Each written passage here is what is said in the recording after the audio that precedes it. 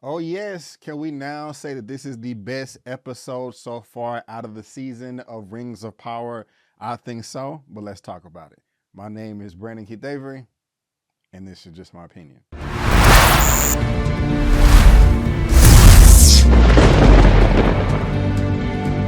Hey, what's going on, everyone, and welcome back to another episode of Just My Opinion for my Rings of Power episode 6 recap, review, breakdown, whatever you want to call it. If you happen to like this video, please go ahead and give me that thumbs up and subscribe to the channel, helping me reach my next milestone of 50,000 subscribers. Now, guys, I love this episode. Like I said in my intro, I think that this is the best episode out of the whole season so far. It seems like this slow build that this show has given us so far is now paying off.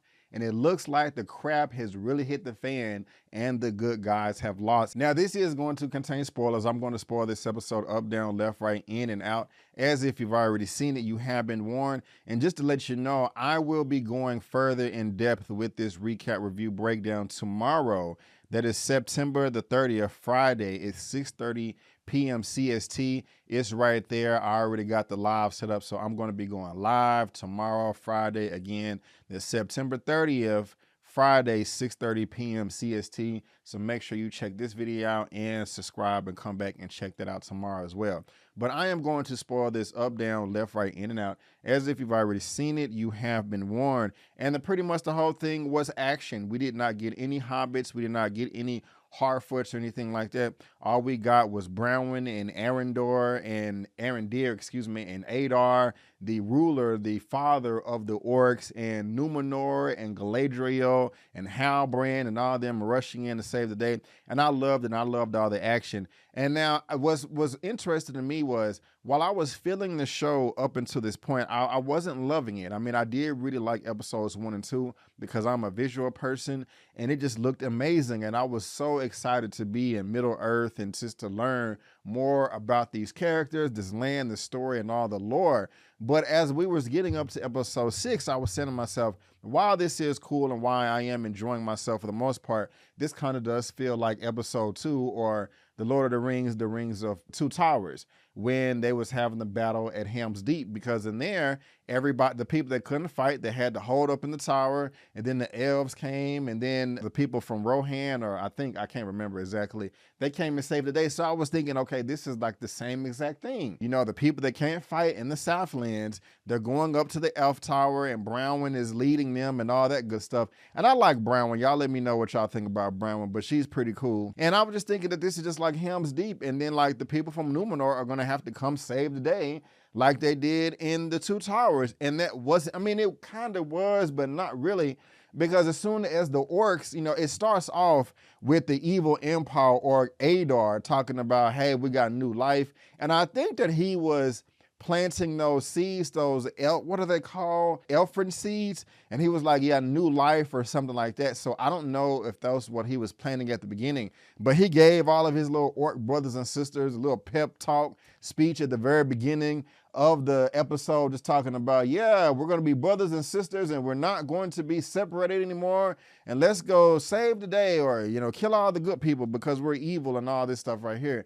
And I didn't really like that, but that's how the episode started off right there with your boy. And I still am kind of confused on his origin. I mean, later on in the episode, he did say that he killed Sauron, but we can talk about that when we get to it. But when they get up there, it was nice. Arondir was like, hey, I'm up here, shot 2 orcs, and then shot the tower and made it come crashing down on top of them. And I was not expecting that. Now, after I watched this a second time, I was saying to myself, well, it was kind of pointless, I think, to shoot the first 2 orcs. You could have just shot the rope with the fire to begin with, you know, and you would have had the same result. But I'm not going to make a big deal about it. But it was still quite nice, though, because as soon as he jumped off the tower, he went down, and then he kicked that boulder that was roped to the door, and it pulled that boulder in, and the door locked. And he, because Adar was like, hey, all y'all get out right now, but they was trapped in there, and everything fell down upon them. So I like that right there. I was not expecting that. That was just completely different from what we got in Helm's Deep in the Two Towers. And so I was like, oh, okay. I thought I knew exactly what was going to happen, but they done flipped the script on me, and we're kind of getting something fresh and new. Now, something else that I learned in this episode, that the elves have super duper vision, because Isildur came up on the boat as they're headed to the Southlands. And she was like, you know, at ease, it's all good, what you doing? And he was like, hey, I'm just trying to be one of the first people to see land. She's like, hey, you're gonna see land in just a moment. And he's like, wait a minute, you can already see land? She's like, yeah, I've been able to see land from about an hour ago. And I'm just like, dang. And so they said some nice words, and you know, I did like all that, and she got some motivation from him. But also we found out from his father, because when he went back down there, that his mother died from drowning. And so that's just like really unfortunate right there, that she died from drowning. I mean, of course that sucks. That would suck for anybody. And it seemed like Galadriel was a bit humble right there, but you guys let me know. But this next scene right here, we're back in the Southlands with Erendur, the elf, the black elf, and he's trying to break the little keyhole of the sword for Sauron to unlock the mountain or start up Mordor. And he just can't break it. And I know that piece is important, but I just did not know its significance at that point in time. But here it is right here. I mean, he was just beating the hell out of it, and he couldn't destroy it, and that sucks, because we don't need this piece right here floating around. We need to get rid of it or hide it. I still don't remember or understand where it came from originally, because I think the first time I saw it, it was hiding under the cupboards, up under the floorboards in that barn. But you guys can let me know what you think about all that down in the comment section below. But yeah, they're just trying to prepare right now for this war. And they're like, hey, we have a slim chance of surviving, but if we do this, if we follow the plan, then everything is going to work out. And I was just saying to myself, man, when are the Numenorians and Galadriel going to get there? Because they said that it will take an hour, not an hour, but a whole day to sail to the land, and then another day to ride there on horses or whatever. And so that's like 2 full days. And so they're just really stalling. I can't even remember at this time if Erendur knew that the Numenor was going to come, but I don't think so. But they're preparing for the battle.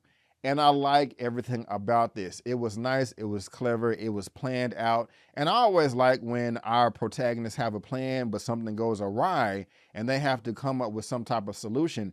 Because old girl Bronwyn was trying to start the fire with the rocks, but she was not able to do that, and the orc came up there. And I was like really impressed by this episode, because they just did not hold back on killing the humans. You know, they was like, no, y'all are gonna die. And I'm like, damn, he just sliced her open, and then, you know, Bronwyn killed her and set the little thing on fire, and that's, you know, she started the fight. But I was like, whoa, that's crazy right there. They're just going to show the death. And I don't know why I shouldn't have expected anything, you know, more or less from that. But I was also kind of saying to myself, why didn't you have a sword in your hand? Like, what was you going to do? Try to patty cake them to death? That didn't really make sense. But this is right here where the fight starts. And it's nice. I love the way it's structured. They got them trapped. But, you know, these orcs are not playing around. And I love the hand-to-hand, one-on-one fighting between the big orc and Erendur. They always have to have those in like the movies, like one person versus a big giant orc, and this one did not disappoint. I really do like the camera work as well. When they was falling off up, because Erendur was up there at the top firing arrows, and then they snuck up there and stabbed the one dude, but he had to fight him. And Erendur fell off the roof and rolled down the side of the building, of the castle, of the structure. But the camera shot didn't break, it stayed there. And I like that a lot. I mean, that's when you know that they know what they're doing as far as fighting choreography, without a bunch of jump cut scenes or shaky cam or zoomed in real close where you can't see anything. You can't see the punches, the kicks, the blows, and all that. So that was nice. It was very nice. It was very brutal. And Erendur was in there just squabbling, doing the best he can. And, you know, you got to be quick. You got to be able to move. You got to be flexible, because one hit from that dude is just going to knock you out. And at first, he was doing this thing, you know, doing some capoeira and flinging his leg around and kicking him and dodging. And, you know, he tried to back fist him like this in the back. That's not going to, he was like, boom, dunk, boom, and then had to done and jump off the wall. And I was in there like, yeah, let's get it. You know what I'm saying? I was very, very entertained, even to the point where he took the arrow. Well, before he took the arrow, I was like, damn, because the orc got him and was just beating the hell out of him, just boom, boom, just launching him like a rag doll against the wall. I'm like, damn, man, like, yeah, you can't get caught. I think it's over for Erendur, because, I mean, I'm assuming he does die. I know he lives a long time because he's an elf, but at the same time, he didn't show up in Fellowship of the Rings, Two Towers, Return of the King, and all of those titles. But yeah, he got thrown into the wall, but he took the arrow, he stabbed him in the thigh, then stabbed him in the foot, then kicked his leg so he can fall on top of that, and then jumped up and stabbed him. I'm like, and stabbed him in the eye. I'm like, yes, just take him down, chop him down.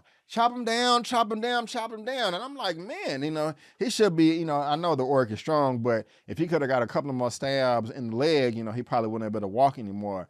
But it was crazy when he pulled the arrow out of the dude's eye and he turned it around and was about to punch it in his eye.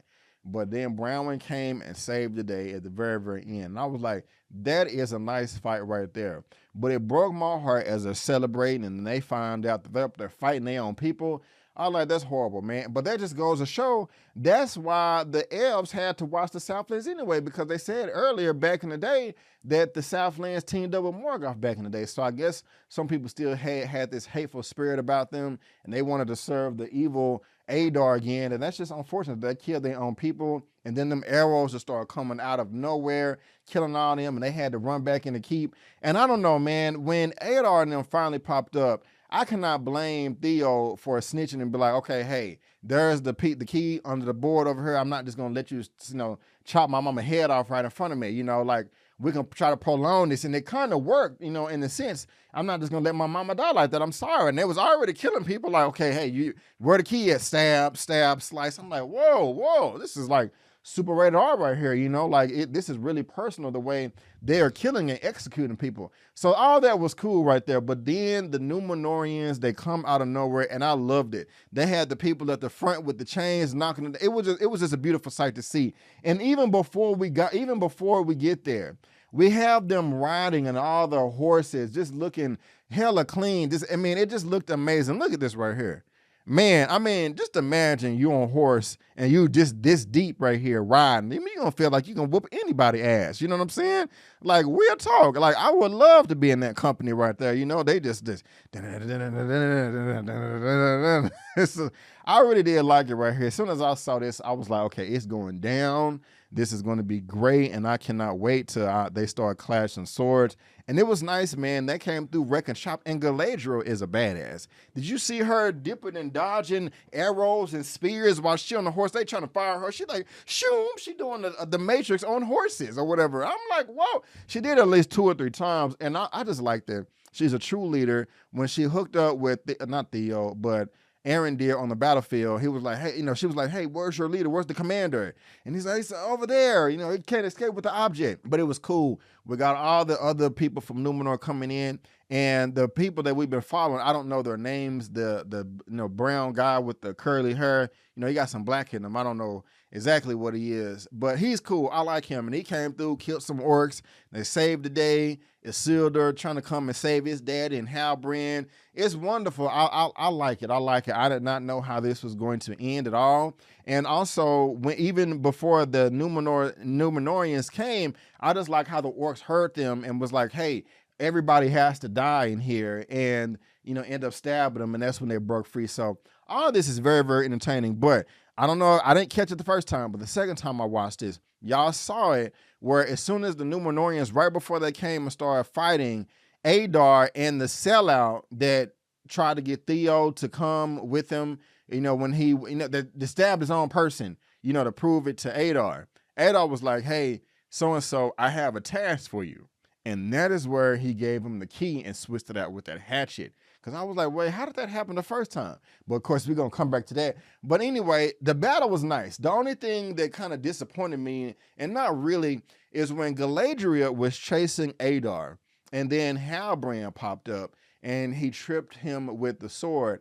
I was thinking, hell yeah. Not only did we just get a nice couple of scenes of group battles, we finna get some nice one-on-one or two-on-one fighting right here. And I already know that Galadriel and Halbrand can box. And if it takes both of them to take down Adar, that just means that he's super duper cold. And I just couldn't wait to see them throw down. But they didn't throw down. I mean, he sold it, making them think that that was the key holder.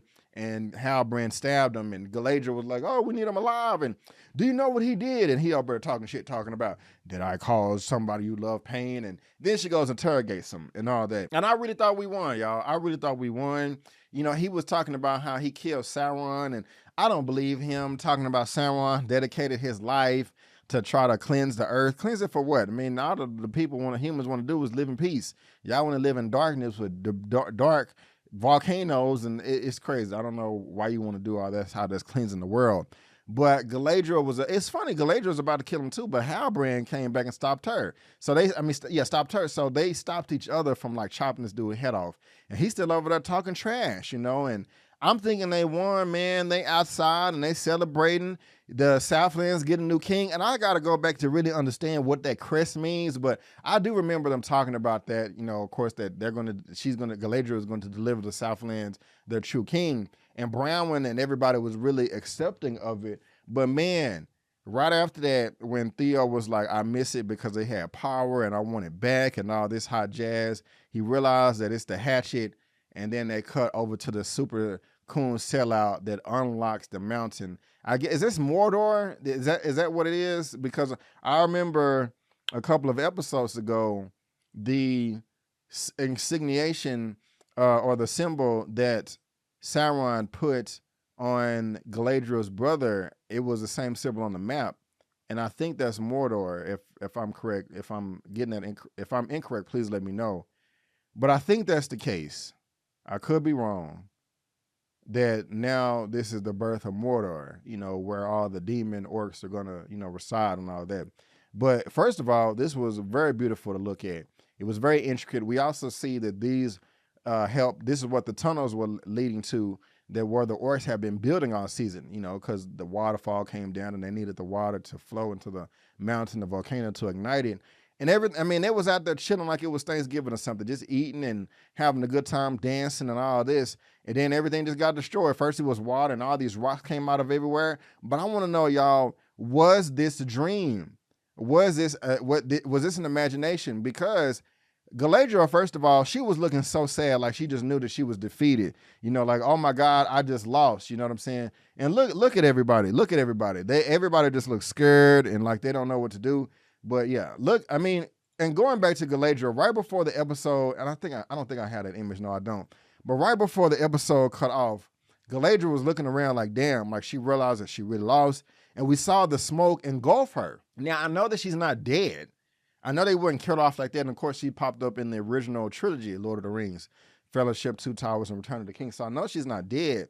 But did she imagine that? Did it really happen, or was it a dream? Because she just stood there and let the smoke engulf her. But y'all, this was a great episode. I really did enjoy it, and I will be going further into depth tomorrow, 6:30 p.m. CST. So make sure you subscribe and follow for more. But yeah, I love this episode, man. I was very entertained by it. It gave me dang near everything I wanted, and I can't wait to get more. I really can't. I really can't. I really can't. But guys, that is just my opinion, and I want to thank you so much for tuning in. If you did enjoy this video, please go ahead and give me that thumbs up and subscribe to the channel, helping me reach my next milestone of 50,000 subscribers. And if you do, you're going to get movie reviews. That's not the page I want. You're going to get movie reviews. You're going to get spoiler movie reviews, series reviews, a weekly movie news roundup show with interviews, and also me recapping shows that I watch on streaming. But guys, again, I just want to thank you so much for tuning in. And before you go, don't forget that my name is Brendan Keith Avery, and that's just my opinion. Peace.